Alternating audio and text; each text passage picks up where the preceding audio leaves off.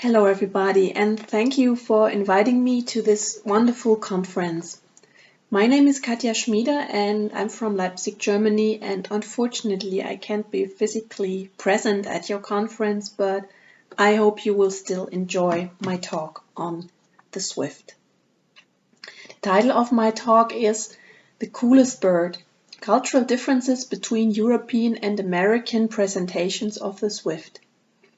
The Coolest Bird is the title of a 2007 study from the American expert on black swifts, Rich Levad.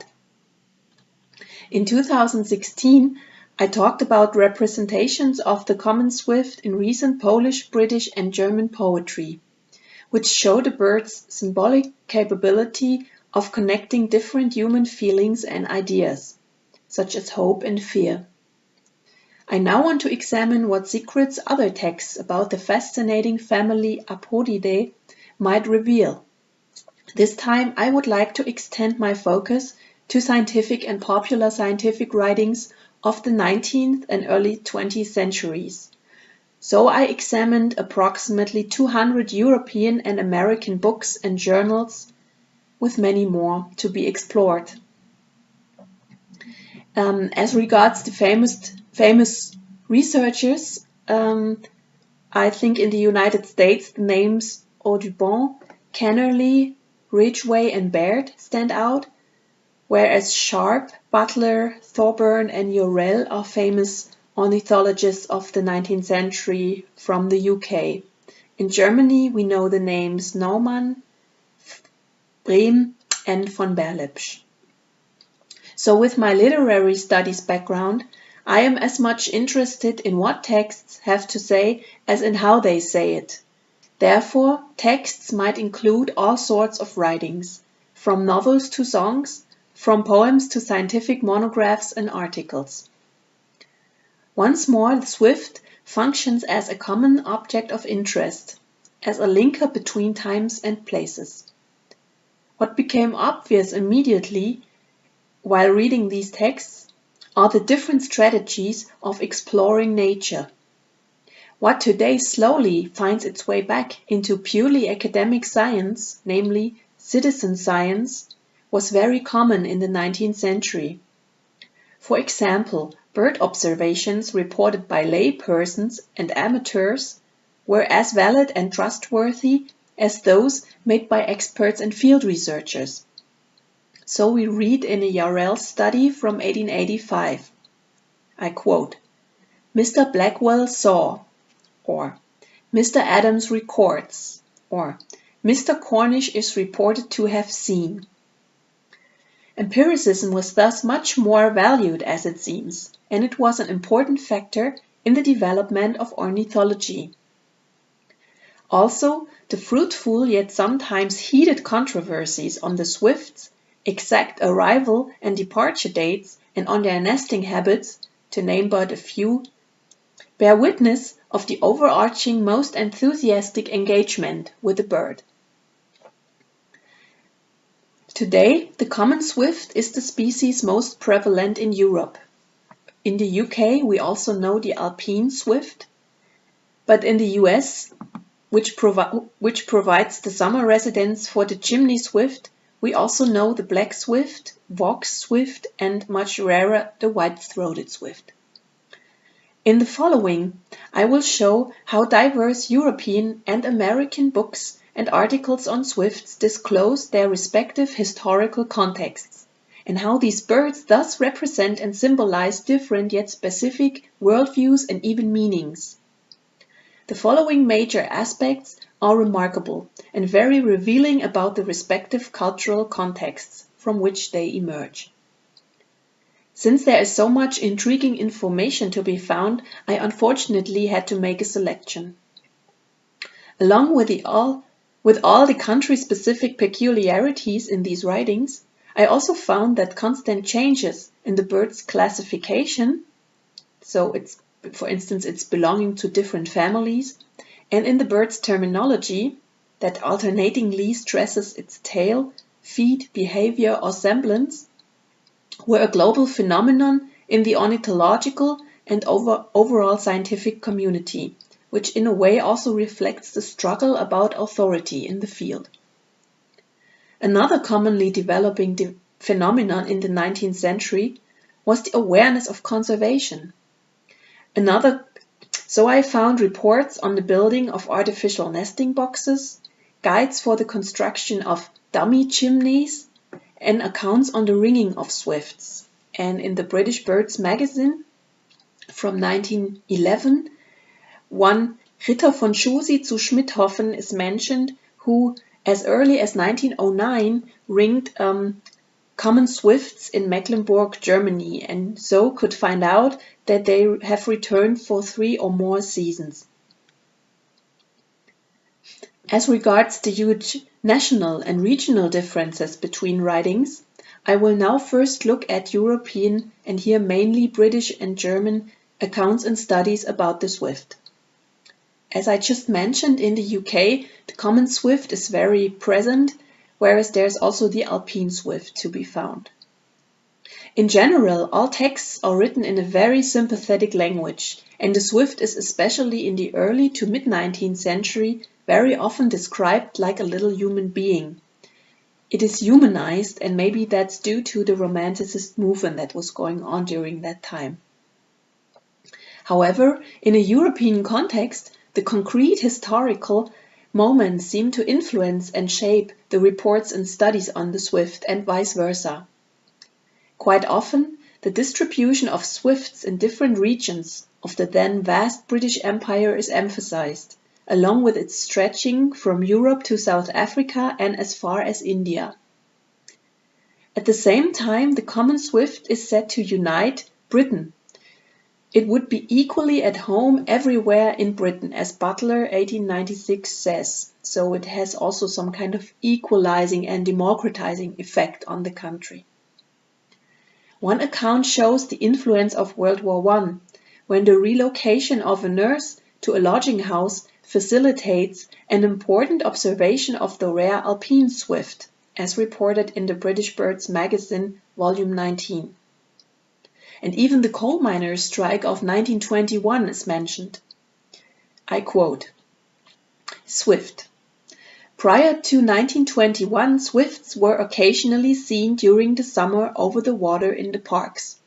In 1921, when there was a strike of miners and little coal was being used, the atmosphere of London was clearer than usual, and a considerable number of swifts could be seen daily over the Serpentine. End of quote. This was reported in the British Birds magazine article Birds of Inner London, issued in 1921.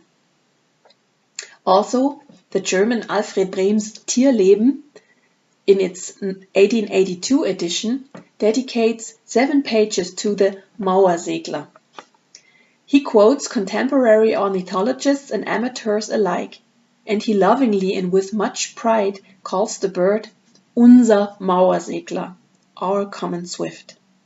With reference to the German Empire, he also expresses the delight when watching, I quote, den schnellsten Flieger unseres Vaterlandes, the fastest flyer of our fatherland. Along with other European writers of the late 19th century, he admires the power and endurance of the swift, and he suggests the building of nest boxes to every literally sensible person. Interestingly, all European expert and lay writings about the swift seem very much obsessed with exact recordings of arrival and departure. This is, of course, a rational decision for a science as ornithology, but it also reveals the struggles between home country versus summer residence for the bird. And I think these minute and detailed observations also reveal a certain 19th century anxiety about ideas of home and home country, which become manifest in the manifold questions about the swift's return to the same place each year and to the length of their stay. I will now turn to American writings on the swift. As well as Europe, the US underwent sea changes in technology, economy, culture, and global power throughout the 19th century. As I said, in the United States, the chimney swift was very present on the East Coast and in urban centers, whereas the West was very proud of its black swift, of the Volks swift, and also of the rare white-throated swift. And one representative of American urbanization and industrialization is, of course, the chimney swift. These texts very often discuss the possible reason why chimney swifts moved from hollow trees to the chimneys of houses and factories. Keeping in mind that the young nation was still a settler country and until 1819 also still a frontier country, the advance of civilization and technology was of great public concern. While early 19th century texts about swifts are still marked by the struggle to distinguish America from the old Europe, and in 1808 these birds are very often called like the swifts of Europe. It shows that first these names were adopted and then an own nomenclature was established in order to differentiate their birds from European ones when they introduced the chimney swift. As a consequence, American chimneys did not only replace European church spires as the habitat of the peculiar swift, they moreover superseded dead trees as representative of nature and the so-called vanishing Native Americans. I quote from a text by Weed in 1903. Before the discovery of America, when the rude smoke holes that served as chimneys for the wigwams and the longhouses of Choctaw or of Iroquois extended no invitation for these birds to nest in them, hollow trees, more or less open at the top, took the place of the modern chimney. So it's completely the other way around. So not the chimney has taken the place of hollow trees, but the chimney were in a way advantageous not only to nature, but also to American Indians' housings. According to Chapman in his 1901 account, the chimneys would provide safety for our chimney swift, as the advent of man had furnished more convenient places for the bird than hollow trees. It seems that this bird wholeheartedly embodies the American Protestant work ethic. While, I quote, combining business and pleasure, the restless motion of the chimney swift was often perceived as their occupation, and Apgar writes in 1898 that they were regularly off to their day's work. So while the chimney swift can be regarded as a symbol of the urbanization and industrialization of the eastern US, the black swift is definitely depicted as its wild western counterpart. Since the 19th century, the black swift has been presented as a bird of America's untamed nature, its home being the mountains, waterfalls, and coastal cliffs of the West. When the chimney swift comes across almost as a domestic civilized bird, the texts about the black swift portray it as a bird of prey, which circles over the mountains like an eagle.